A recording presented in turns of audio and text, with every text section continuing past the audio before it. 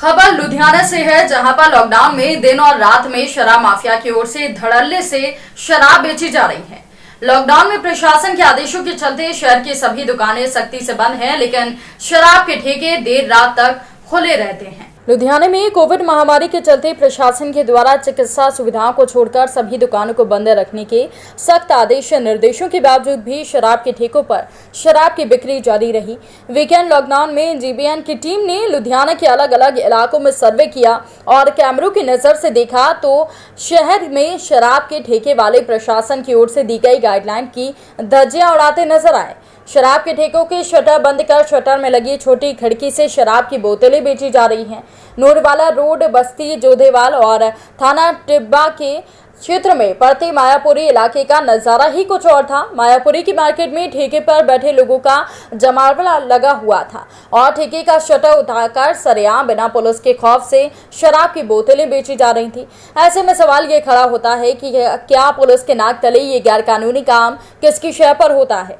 ठेले वालों की ओर से कोविड महामारी के नियम और सोशल डिस्टेंसिंग की जमकर धज्जियां उड़ाई जा रही हैं और हमारा पुलिस प्रशासन हाथ पर हाथ रख के चुपचाप बैठकर इसे कौन सी मजबूरी में देखकर अनदेखा कर रहा है। इस संबंध में अकाली दल के वरिष्ठ नेता और पूर्व विधायक रणजीत सिंह ढिल्लों ने जीबीएन से बात करते हुए क्या कुछ कहा, आइए आपको बताते हैं। तो लेके देर रात तक शराब के ठेके खुले जाते हैं ਤੇ ਆਮ ਦੁਕਾਨਦਾਰਾਂ ਦੀਆਂ ਦੁਕਾਨਾਂ 12 ਵਜੇ ਬੰਦ ਕਰਦੇ ਤੇ ਦੁਕਾਨਦਾਰ ਜੇ ਦੁਕਾਨ ਖੋਲਦੇ 12 ਵਜੇ ਤੋਂ ਬਾਅਦ ਤੇ ਉਸ ਦੁਕਾਨਦਾਰ ਦਾ ਚਲਾਨ ਕੱਟੇ ਜਾਂਦਾ ਵਾ ਤੇ ਅੱਜ ਤੱਕ ਸ਼ਰਾਬ ਦੇ ਠੇਕਿਆਂ ਦੀ ਕਿਉਂ ਨਹੀਂ ਕਾਰਵਾਈ ਹੋ ਰਹੀ। ਦੇਖੋ ਪਹਿਲੀ ਗੱਲ ਤਾਂ ਇਹ ਜਿਹੜੇ 5 ਵਜੇ ਸਵੇਰੇ ਠੇਕੇ ਖੋਲ੍ਹਣੇ ਬੜੀ ਗਲਤ ਗੱਲ ਆ। ਸਾਨੂੰ ਗੁਰੂ ਪੀਰ ਪੈਗੰਬਰ ਔਲੀਏ ਸਾਰੇ ਸਾਡੇ ਭਗਵਾਨ ਸਵੇਰੇ ਅੰਮ੍ਰਿਤ ਵੇਲੇ ਪਰਮਾਤਮਾ ਦਾ ਨਾਮ ਜਪਣ ਦਾ ਉਪਦੇਸ਼ ਦੇ ਕੇ ਗਏ ਨੇ। ਸਵੇਰੇ 3 ਵਜੇ ਤੋਂ ਲੈ ਕੇ ਸਵੇਰੇ 6 ਵਜੇ ਤੱਕ ਦਾ ਟਾਈਮ ਜਿਹੜਾ ਅੰਮ੍ਰਿਤ ਵੇਲੇ ਦਾ ਟਾਈਮ ਆ, ਉਹ ਪਰਮਾਤਮਾ ਨੂੰ ਜਪਣ ਦਾ ਟਾਈਮ। ਉਸ ਵੇਲੇ ਠੇਕੇ ਖੋਲ੍ਹ ਕੇ ਸਾਹਮਣੇ ਬਹਿ ਜਾਂਦੇ ਆ। ਕੋਈ ਗੁਰਦੁਆਰੇ ਜਾ ਰਿਹਾ, ਕੋਈ ਮੰਦਿਰ ਜਾ ਰਿਹਾ, ਕੋਈ ਹੋਰ ਕਿਸੇ ਧਰਮ ਸਥਲ 'ਤੇ ਜਾ ਰਿਹਾ, ਉਹਨੂੰ ਰਾਹ ਦੇ ਵਿੱਚ ਠੇਕਾ ਖੁੱਲ੍ਹਿਆ ਹੋਇਆ ਮਿਲਦਾ ਅਤੇ ਹੋ ਸਕਦਾ ਕਈ ਵਾਰੀ ਕਿਸੇ ਬੰਦੇ ਦਾ ਮਨ ਬਦਲ ਵੀ ਜਾਵੇ, ਗੁਰੂ ਨਾਲ ਜੁੜਨ ਦੀ ਬਜਾਏ ਕਈ ਵਾਰੀ ਇਸ ਤਰ੍ਹਾਂ ਦੇ ਕੰਮਾਂ ਦੇ ਵਿੱਚ ਲੱਗ ਜਾਵੇ ਅਤੇ ਜਿਹਦੇ ਨਾਲ ਉਹਦਾ ਜੀਵਨ ਬਰਬਾਦ ਹੁੰਦਾ ਅਤੇ ਘਰ ਦਾ ਨੁਕਸਾਨ ਹੁੰਦਾ। ਇਸ ਕਰਕੇ ਮੇਰਾ ਖਿਆਲ ਆ ਵੀ ਜਿਹੜੇ ਜੇ 5 ਵਜੇ ਕਿਸੇ ਮਜਬੂਰੀ ਨੂੰ ਇਹ ਮਾਰਕੀਟਾਂ ਖੋਲ੍ਹ ਵੀ ਰਹੇ ਨੇ ਤਾਂ ਘੱਟੋ ਘੱਟ ਠੇਕੇ ਇਹਨਾਂ ਨੂੰ 8 ਵਜੇ ਤੋਂ ਪਹਿਲਾਂ ਨਹੀਂ ਖੁੱਲ੍ਹਣ ਦੇਣੇ ਚਾਹੀਦੇ। ਉਹਦੇ 'ਤੇ ਪਾਬੰਦੀ ਲਾਉਣੀ ਚਾਹੀਦੀ ਹੈ ਸਪੈਸ਼ਲ। ਦੂਸਰਾ ਇਹ ਤਾਂ ਜਦੋਂ ਪਿਛਲੇ ਸਮੇਂ ਵੀ ਲੋਕਡਾਊਨ ਸੀ, ਹੁਣ ਵੀ ਲੋਕਡਾਊਨ ਆ, ਜਾਂ ਜਦੋਂ ਵੀ ਇਹ ਠੇਕਿਆਂ ਦੇ ਉੱਤੇ ਕੋਈ ਵੀ ਪਾਬੰਦੀ ਨਹੀਂ ਹੁੰਦੀ। ਕਾਰਨ ਕੀ ਹੈ? ਇੱਕ ਤਾਂ ਸਰਕਾਰ ਵੀ ਚਾਹੁੰਦੀ ਹੈ ਵੀ ਇਹਨਾਂ ਦਾ ਵੱਧ ਤੋਂ ਵੱਧ ਜਿਹੜਾ ਹੈਗਾ ਉਹ ਜਿਹੜੀ ਦਾਰੂ ਵਗੈਰਾ ਵਿਕੇ। ਦੂਜਾ ਜਿਹੜੀ ਇਲਾਕਿਆਂ ਦੀ ਪੁਲਿਸ ਹੁੰਦੀ ਆ, ਸੰਬੰਧਿਤ ਪੁਲਿਸ ਹੁੰਦੀ ਹੈ, ਨੇੜੇ ਤੇੜੇ ਦੇ ਥਾਣਿਆਂ ਵਾਲੀ ਪੁਲਿਸ ਹੁੰਦੀ ਆ, ਉਹ ਇਹਨਾਂ ਨੇ ਗੰਢੀ ਹੁੰਦੀ ਆ ਠੇਕੇਦਾਰਾਂ ਨੇ, ਉਹਨਾਂ ਨਾਲ ਇਹਨਾਂ ਦੇ ਲਿੰਕ ਹੁੰਦੇ ਨੇ। ਇਸ ਕਰਕੇ ਉਹ ਜਿਹੜੇ ਪੁਲਿਸ ਵਾਲੇ ਆ, ਕਿਸੇ ਵਿਚਾਰੇ ਗਰੀਬ ਦੀ ਕਰਿਆਨੇ ਦੀ ਦੁਕਾਨ ਖੁੱਲ੍ਹੀ ਹੋਵੇ, ਕਿਸੇ ਸਬਜ਼ੀ ਦੀ ਖੁੱਲ੍ਹੀ ਹੋਵੇ, ਕਿਸੇ ਦੁੱਧ ਚਾਲ ਦੀ ਖੁੱਲ੍ਹੀ ਹੋਵੇ, ਉਹਦੇ ਤਾਂ ਡੰਡੇ ਮਾਰਦੇ ਆ, ਉਹ 'ਤੇ ਮੁਕੱਦਮਾ ਵੀ ਕਰ ਦਿੰਦੇ, ਚਲਾਨ ਵੀ ਕਰ ਦਿੰਦੇ ਆ।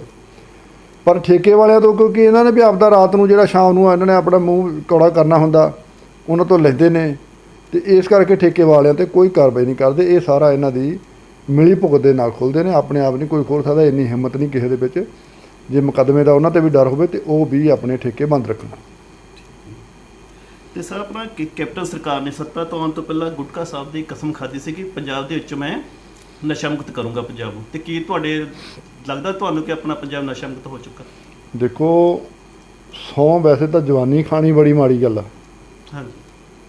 ਫਿਰ ਗੁਰੂ ਸਾਹਿਬ ਦੀ ਸਹੁੰ ਗੁਟਕਾ ਸਾਹਿਬ ਹੱਥ 'ਚ ਫੜ ਕੇ ਜੁੱਤੀਆਂ ਪਾ ਕੇ ਅਤੇ ਪੰਜਵੇਂ ਤਖਤ ਸਾਹਿਬ ਵੱਲ, ਆਪਣੇ ਸਿੱਖਾਂ ਦੇ ਤਖਤ ਸਾਹਿਬ ਵੱਲ ਹੱਥ ਕਰਕੇ ਗੁਰੂ ਸਾਹਿਬ ਨੂੰ ਸਾਖੀ ਕਰਕੇ ਸ਼ਬਦ ਗੁਰੂ ਦੀ ਸਹੁੰ ਖਾਣੀ, ਫਿਰ ਉਹਦੇ 'ਤੇ ਖਰੇ ਨਾ ਉਤਰਨਾ, ਇਦੋਂ ਵੱਡਾ ਪਾਪ ਦੁਨੀਆ ਦੇ ਵਿੱਚ ਹੋਰ ਕਿਸੇ ਨੇ ਅੱਜ ਤੱਕ ਨਹੀਂ ਕੀਤਾ।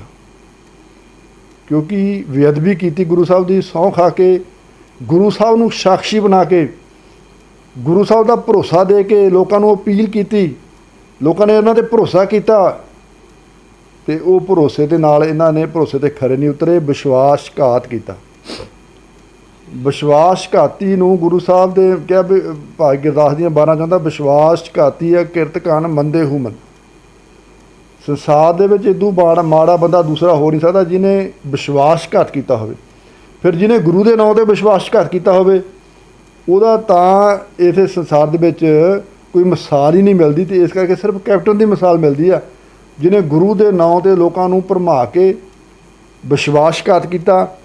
ਔਰ ਇਸ ਦੋ ਗੱਲਾਂ ਦੀ ਇੱਕ ਤਾਂ ਇਹ ਗੱਲ ਹੋ ਗਈ ਦੂਸਰੀ ਇਹਨਾਂ ਨੇ ਜਿਹੜੀ ਬੇਅਦਬੀ ਹੋਈ ਸੀ ਗੁਰੂ ਸਾਹਿਬ ਦੀ ਉਹਦੇ 'ਤੇ ਸਿਆਸਤ ਕੀਤੀ।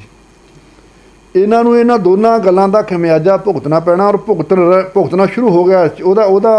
ਉਹਦੀਆਂ ਨਿਸ਼ਾਨੀਆਂ ਸਾਹਮਣੇ ਆ ਗਈਆਂ ਨੇ, ਉਹਦੀਆਂ ਨਿਸ਼ਾਨੀਆਂ ਸਾਹਮਣੇ ਆਉਣੀਆਂ ਸ਼ੁਰੂ ਹੋ ਗਈਆਂ ਨੇ। ਇਹਨਾਂ ਦੇ ਵਿੱਚ ਜੋ ਖਾਨਾ ਜੰਗੀ ਅੰਦਰੂਨੀ ਹੋ ਰਹੀ ਆ ਔਰ ਇਹਦਾ ਰਿਜ਼ਲਟ ਦੇਖਿਓ। ਅਜੇ ਤੁਸੀਂ 6 ਮਹੀਨੇ ਪਏ ਨੇ ਤੇ 6 ਮਹੀਨੇ 'ਚ ਇਹਨਾਂ ਦਾ ਹਾਲ ਕੀ ਹੋਣਾ। ਜਿਵੇਂ ਇਹਨਾਂ ਨੇ ਦਰਬਾਰ ਸਾਹਿਬ 'ਤੇ ਹਮਲਾ ਕਰਕੇ 84 ਦੇ ਵਿੱਚ ਦਿੱਲੀ ਦੇ ਵਿੱਚ ਕਤਲੇਆਮ ਕਰਾ ਕੇ ਉੱਥੇ ਗੁਰੂ ਘਰਾਂ ਦੀ ਬੇਅਦਬੀ ਕੀਤੀ, ਇੱਥੇ ਬਹੁਤ ਸਾਰੀਆਂ ਗੁਰੂ ਗ੍ਰੰਥ ਸਾਹਿਬ ਜੀ ਮਹਾਰਾਜ ਦੀਆਂ ਬੀੜਾਂ ਦਾ ਨਰਾਦਰ 'ਤੇ ਸਾੜਿਆ ਤੇ ਦੇਸ਼ ਭਰ ਦੇ ਵਿੱਚ ਉਹ ਕਾਂਗਰਸ ਖਤਮ ਹੁੰਦੀ ਹੋ ਗਈ। ਇਸੇ ਤਰ੍ਹਾਂ ਇਹਨਾਂ ਦਾ ਵੀ ਹੁਣ ਜਿਹੜਾ ਪੰਜਾਬ ਦੇ ਵਿੱਚ ਇਹਨਾਂ ਦਾ ਖਾਤਮਾ ਨਿਸ਼ਚਿਤ ਆ ਹੋਣਾ ਵਾ, ਕਿਉਂਕਿ ਇਹਨਾਂ ਨੇ ਗੁਰੂ ਦੇ ਨਾਲ ਡਬਲ ਧੋਖਾ ਕੀਤਾ। ਇੱਕ ਤਾਂ ਸਹੁੰ ਖਾ ਕੇ ਸਰਕਾਰ ਬਣਾਈ, ਦੂਜਾ ਬੇਅਦਬੀ ਦੇ ਉੱਤੇ ਸਿਆਸਤ ਕੀਤੀ, ਵੋਟਾਂ ਲੈਣ ਦੀਆਂ ਸਕੀਮਾਂ ਬਣਾਈਆਂ। ਉਹ ਜਿਹੜੇ ਅਫਸਰ ਇਹਦੇ ਵਿੱਚ ਇਹਨਾਂ ਨੂੰ ਇਨਵੋਲਵ ਹੋਏ, ਇਹਨਾਂ ਨੂੰ ਫਾਇਦਾ ਦੇਣ ਦੀ ਕੋਸ਼ਿਸ਼ ਕਰ ਰਹੇ ਸੀ ਉਹਨਾਂ ਦਾ, ਤੇ ਇਹ ਕਾਂਗਰਸੀਆਂ ਦਾ ਹਾਲ ਦੇਖੋ ਕੀ ਹੋਣਾ। ਤੇ ਸਰ, ਅਗਰ ਜੇ ਤੁਹਾਡੀ ਸਰਕਾਰ ਹੁੰਦੀ ਸ਼੍ਰੋਮਣੀ ਅਕਾਲੀ ਦਲ ਦੀ, ਤੇ ਤੁਸੀਂ ਇਹ ਕੋਵਿਡ ਮਹਾਮਾਰੀ ਨੂੰ ਲੈ ਕੇ ਤੇ ਆਮ ਪਬਲਿਕ ਵਾਸਤੇ ਕੀ ਉਪਰਾਲੇ ਕਰਦੇ? ਦੇਖੋ, ਸ਼੍ਰੋਮਣੀ ਅਕਾਲੀ ਦਲ ਇੱਕ ਸੰਘਰਸ਼ਸ਼ੀਲ ਪਾਰਟੀ ਆ, ਸੰਘਰਸ਼ ਦੇ ਵਿੱਚੋਂ ਪੈਦਾ ਹੋਈ ਆ, ਲੋਕਾਂ ਦੇ ਲਈ ਲੜਦੀ, ਲੋਕ ਹਿੱਤਾਂ ਦੀ ਗੱਲ ਕਰਦੀ, ਧਰਮ ਦੀ ਗੱਲ ਕਰਦੀ, ਸਮੇਂ ਸੰਘਰਸ਼ ਕਰਕੇ ਇਸ ਮੁਕਾਮ ਤੱਕ ਪਹੁੰਚੀ ਆ। ਬੜੀਆਂ ਲੜਾਈਆਂ ਲੜੀਆਂ ਨੇ, ਬੜੀਆਂ ਵੱਡੀਆਂ ਲੜਾਈਆਂ ਲੜ ਕੇ ਜਿੱਤੀਆਂ ਨੇ ਸ਼੍ਰੋਮਣੀ ਅਕਾਲੀ ਦਲ ਨੇ। ਇਸ ਕਰਕੇ ਜੇ ਸਾਡੇ ਕੋਲ ਸੇਵਾ ਹੁੰਦੀ, ਪਹਿਲੀ ਗੱਲ ਤਾਂ ਦੇਖੋ ਇਹ ਜਿਹੜਾ ਮਹਾਮਾਰੀ ਹੈ ਇਹ ਭਿਅੰਕਰ ਮਹਾਮਾਰੀ ਹੈ, ਮਨੁੱਖਤਾ ਦੇ ਉੱਤੇ ਆ। ਇਹ ਕਿਸੇ ਪਾਰਟੀ ਦਾ ਰਾਜ ਹੋਵੇ, ਕਿਸੇ ਦਾ ਰਾਜ ਨਾ ਹੋਵੇ, ਇਸ ਵੇਲੇ ਗੱਲ ਮਨੁੱਖਤਾ ਦੀ ਕਰਨੀ ਚਾਹੀਦੀ ਹੈ।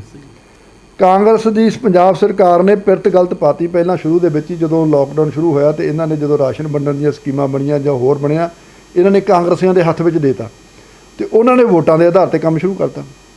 ਪਹਿਲੀ ਗੱਲ ਤਾਂ ਇਹਨਾਂ ਨੇ ਇੱਥੇ ਹੀ ਲੋਕਾਂ ਦੇ ਨਾਲ ਵਿਤਕਰੇਬਾਜ਼ੀ ਕਰਕੇ ਪਰਮਾਤਮਾ ਦੀਆਂ ਜਿਹੜੀਆਂ ਖੁਸ਼ੀਆਂ ਲੈਣੀਆਂ ਸੀ ਸੇਵਾ ਕਰਕੇ, ਐਸ ਔਖੀ ਘੜੀ ਦੇ ਵਿੱਚ ਜੋ ਇਹਨਾਂ ਦੇ ਪਾਪ ਧੋਣ ਦਾ ਇਹਨਾਂ ਨੂੰ ਮੌਕਾ ਮਿਲਿਆ ਸੀ, ਇਹਨਾਂ ਨੇ ਉਹ ਪਾਪ ਆਪਣੇ ਪੁਰਾਣੇ ਤੱਕ ਹੀ ਧੋਣੇ ਸੀ, ਹੋਰ ਆਪਣੇ ਪਾਪ ਇਕੱਠੇ ਕਰਕੇ ਪੰਡਾ ਬੰਨ੍ਹ ਲੀਆਂ।